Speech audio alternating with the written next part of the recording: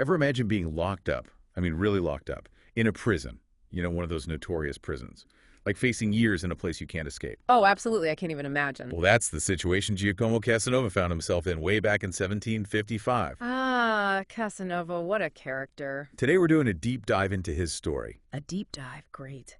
Yeah, using some excerpts from a History Daily podcast we found. We're going to try to figure out how this legendary figure, he was known for his, well, affairs and cons.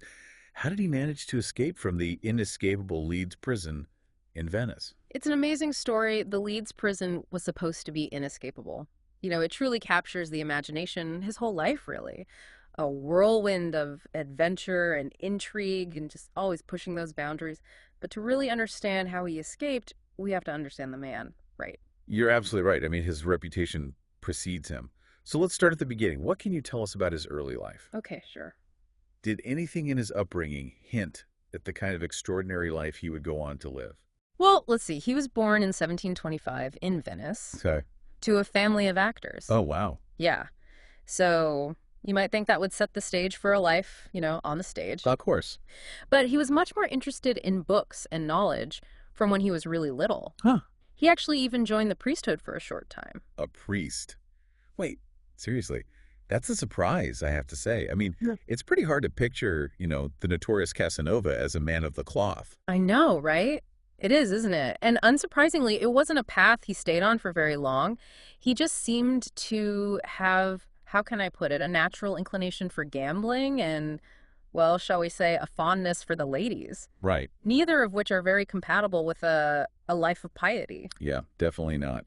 But maybe those early experiences, even that time with the priesthood, maybe that helped him develop the charisma and persuasiveness that he became known for later on. That's a really good point. That's very perceptive. He really was a master at navigating different social circles and just using his charm to his advantage. And that talent, it really did serve him well when a chance meeting with a nobleman completely changed his life. Okay, I'm definitely intrigued. Tell me about this fateful encounter. So Casanova was riding in a gondola Okay. with a Venetian nobleman named Don Matteo Bragadin. Okay. And suddenly, Don Matteo has a seizure. Oh, no. Yeah, and Casanova, thinking quickly, removes some kind of mercury ointment from the man's chest. Okay. And get this, Don Matteo recovers. Wow. Talk about being in the right place at the right time. It's like a scene from a movie or something. Mm. So this, I guess we could call it unconventional medicine. This earned him a pretty powerful patron, huh? Exactly. Don Matteo, so grateful for his, supposed recovery, becomes Casanova's benefactor, opens doors for him to a life of, well, luxury and indulgence. And I'm guessing Casanova embraced that life. Right. Oh, he did, absolutely. With Don Matteo's support, Casanova was free to, well, indulge in all sorts of pleasures. Drinking, gambling, and of course, his infamous romantic escapades. Some of his stories are pretty shocking, even by today's standards. Like what? Give me an example. Okay, so there's this story about a corpse in the bed prank. A corpse. Okay, this I've got to hear. So Casanova and his friends, they thought it would be funny to play this really, well, morbid joke on this woman they knew. They got a corpse, dressed it in her nightgown, and put it in her bed. Then they waited for her to get home. That's a little, well, dark. I mean, it's certainly audacious. That's Casanova for you, always pushing the limits of what's acceptable. Yeah, I guess so. But like they say, all good things must come to an end, right? Yeah. His luck couldn't have held out forever. You're right about that. Casanova's actions eventually caught up with him. He was even accused of rape at one point. Oh, wow. The charges were dropped, but it forced him to run away from Venice. Into exile. Yeah, for a while at least. So he eventually comes back to Venice. What happens next? Did he stay out of trouble? Not exactly. Even after he returned, Casanova just couldn't help but provoke those Venetian authorities. With his behavior and, well, his increasingly, let's say, blasphemous statements. Blasphemous. Oh, boy. It got so bad that they actually put him under surveillance. Why the Doge himself? The Doge. Wow, he must really push things too far. He did. The Doge was the highest authority in Venice, so being watched by him meant that Casanova was in serious trouble. It was only a matter of time before his luck ran out completely. And I imagine that's what leads us to his infamous arrest and imprisonment. in the Leeds prison. Exactly. July 26th, 1755. It all came to a crashing halt for Casanova. He was arrested, charged with affronts to religion and public decency, and sentenced to 5 years in the Leeds. 5 years, the Leeds. That was a prison known for being incredibly harsh and inescapable. It really was. It was located right in the Doge's palace, and it got its name from its lead roof. The lead roof. Yeah, it made it unbelievably hot in the summer and freezing in the winter. Nobody escaped from the Leeds, or at least nobody had until Casanova. So tell me about his escape. He starts plotting, right? 10 months into his sentence, he begins working on a plan. Meticulously, painstakingly, using an iron spike to gouge a hole in his cell floor. Can you imagine? The darkness, the isolation, the constant fear of being caught. It's hard to even comprehend. He was chipping away at that floor day after day, just driven by that desperate hope of freedom, grueling and dangerous work. But he was determined. And that's where the story takes a really interesting turn. He gets an unexpected, upgrade, and it completely messes up his plans. It's true. It's a fascinating twist. His wealthy patrons, they still had a soft spot for him, so they managed to get him moved to a bigger, more comfortable cell. A bigger cell. Sounds like a good thing. You'd think so, wouldn't you? But for Casanova, it was a major setback. Because he had to start his escape all over again, from scratch. Exactly. All that work, gone. He needed a new plan, and fast. And that new plan brings him to a very unlikely ally. A priest, imprisoned in the cell above him. That's right. This is where we'll pick up in part 2, this deep dive into the incredible story of Giacomo Casanova. We left off with Casanova, facing this new challenge, right? Figuring out how to escape from this new cell, this upgraded cell in the Leeds prison. But at least he wasn't alone. Yeah. He had a new accomplice in the cell above him. An accomplice. A priest. The priest. I know, right? Yeah. This is where things get really interesting. That is a fascinating turn of events. You have Casanova, the ultimate, scandalous figure, no respect for religious authority, finding common ground with a priest. Their shared desire for freedom must have really transcended their differences. It really makes you think about, what kind of conversations they had in those cells. Dark, isolated. Did they argue about their different worldviews? Or did they maybe find some unexpected common ground? Well, I imagine it was a mix of both. Philosophical debates, practical escape plotting. They were both intelligent men, each with his own perspective on life. But obviously, their main focus was escape. Of course. Yeah. So how did they actually do it? I mean, it still involved that iron spike, right? It did, yes. That spike, it became the symbol of their hope for freedom. Somehow they managed to get it smuggled up to the priest's cell, and he starts this incredibly difficult task, chiseling through the floorboards, above Casanova's cell. That must have been so risky. I mean, just the noise alone could have alerted the guards. Oh, absolutely. Every single strike of that spike against the wood, it was a huge gamble. But they were desperate. I mean, they believed freedom was worth the risk. And finally, their persistence paid off. The priest breaks through, creates this hole in Casanova's ceiling. A tiny glimmer of hope in that awful situation. But they were still far from free. So what do they do next? They couldn't wait around. They knew they'd be discovered. So in the darkness, Casanova climbs up through that hole into the priest's cell. Okay, so now they're both crammed into this tiny cell above. It must have felt like the walls were closing in. What was their next move? Well, they had to go up, so they keep going, keep chiseling, breaking through the ceiling of the priest's cell, and then they emerge onto the roof of the Doge's palace. The roof. Wow. I bet they felt this incredible relief, fresh air, seeing the stars above Venice. It's almost poetic. It is. But they still weren't home free. They were exposed on that rooftop, still inside the palace, and still very much wanted men. Okay, so how did they get off the roof? More importantly, how did they get out of the palace without being seen? This is where Casanova's, let's call it audacity, really shines through. Okay. They find a window, Uh-huh. and using a bedsheet as a rope, they lower themselves down. With a bed sheet. Right into a room in the palace. Are you serious? Yeah. That's insane. I mean, imagine if they'd been caught right then. That would have been it for them. Oh, it would have been a disaster. But Casanova, he was a master of improvisation. He somehow bluffed his way out, acted like he belonged there, and unbelievably it worked. They get through the palace corridors and slip out into the city, completely unnoticed. That's unbelievable, like something out of a movie. So Casanova's finally free. What does he do with this newfound freedom? Did he lay low, try to disappear? Not a chance. He embraced being a fugitive, A fugitive. embarked on, get this, 18 years of adventure across Europe. I mean, he lived a life that could rival any fictional story. 18 years. That's incredible. What did he do during all that time? Let's just say his adventures were diverse and audacious. He became a spy for the French government. Spy. Espionage, intrigue, the whole 9 yards. He even pretended to be an alchemist, used his charm, his wit to convince people he had some kind of mystical knowledge. So, still using his charm and tricks to get by. Oh, yeah, absolutely. He was always reinventing himself, always adapting. He got involved in finance, sold bonds, even tried to start a silk manufacturing business.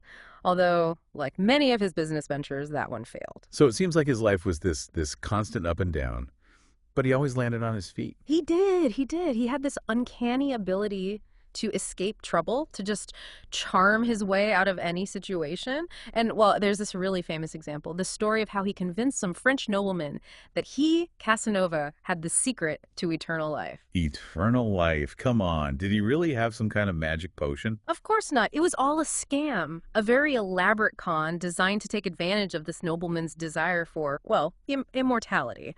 Casanova just made some worthless potion, sold it for a fortune, and then vanished. Wow. It's amazing people fell for it. But I guess his charisma must have been pretty powerful. It was. He had this way of making people believe whatever he wanted them to believe. But, despite all his escapades, his, well, sometimes questionable morals, there was something about Casanova that people were drawn to. So after all that time on the run, all that adventure, he eventually decided to go back to Venice. He did. After 18 years, he writes to the Doge, expresses his regret, for his past actions, asks to come home. Do you think he was really sorry? Or was it just another one of his schemes? It's hard to know for sure. Maybe he genuinely missed Venice, longed for the place he grew up, or maybe it was just, another calculated move. Whatever his reasons, the Doge let him come back. Casanova returned to Venice, the city that had, well, imprisoned him. And now they welcomed him back as almost a hero. Yeah, it's pretty incredible, isn't it? Like the prodigal son returning, his past kind of forgotten. But, well, Casanova being Casanova, he couldn't just settle into a quiet life. He had one more act to play out on that Venetian stage. Oh, this is getting good. Well, we're going to have to wait for part 3 to find out what he does next. This deep dive into the life of Giacomo Casanova, it's just full of twists and turns. Welcome back to our deep dive into the life of Giacomo Casanova. So he's back in Venice after 18 years of, well, exile. His past, it seems, has been forgiven. What does a guy like this do with a second chance in the city that, both embraced him and rejected him? His return was really something else, You'd think he might try to keep a low profile, lay low for a while, but, well, that just wasn't Casanova's style. He actually embraced his notoriety, became a bit of a celebrity, really. So what did he do? Did he just go back to his old ways? Gambling, Yeah. Womanizing, causing trouble. Well, he definitely didn't give up on those finer things in life, But he also found this new outlet for his wit and his intelligence. Oh, and what was that? Writing. Yeah. He started working as a writer, published pamphlets and essays, all sorts of topics. Interesting. What kind of writing? Was it scandalous, Yeah. philosophical, romantic? Given his reputation, he must have had some stories to tell. It was all over the place, really, as diverse as his life, He wrote satire, plays, even some historical accounts. And his style, very witty, engaging, and quite often provocative. He wasn't afraid to make fun of those Venetian elites, or to challenge how people thought. So he was still pushing boundaries, even in his writing. Oh, yeah, definitely. Old habits, right. Especially for a guy like Casanova. He thrived on testing the limits, pushing the boundaries of what was acceptable. And I'm sensing this tendency to provoke probably got him in trouble again. It did, unfortunately. He just couldn't help himself. He published a satirical attack on, the Doge, the very person who allowed him back into Venice. No. Come on. Talk about biting the hand that feeds you. That wasn't very smart. Not at all. It was a reckless move. And it led to his permanent expulsion from Venice. No more second chances, no more apologies. He was banished from the city he loved, forced to live out his days somewhere else. So where did he end up? This larger-than-life figure, this charmer, this scoundrel. Where did he go after Venice? Well, it was a place completely different from the energy and excitement of Venice. A quiet town called Dux in Bohemia. Bohemia, wow, that's quite a change. From those glamorous canals and palaces of Venice, that must have been a really hard adjustment for him. He was used to, well, excitement, Constant stimulation. It was a huge contrast. Yeah. He got a job as a librarian for a nobleman there. I mean, can you The imagine? librarian, Casanova. It seems almost, I don't know, humbling. And maybe a bit suffocating for a man who is so restless. Right. Surrounded by books, far away from Venice. It makes you wonder if he ever regretted his choices, the things that led him to that quiet exile. It does, it does. There are some accounts that suggest he really struggled, boredom, feeling unfulfilled in Dukes. There was even talk that he thought about suicide at one point. Oh, wow. So sad. But then something amazing happened, right? Yeah.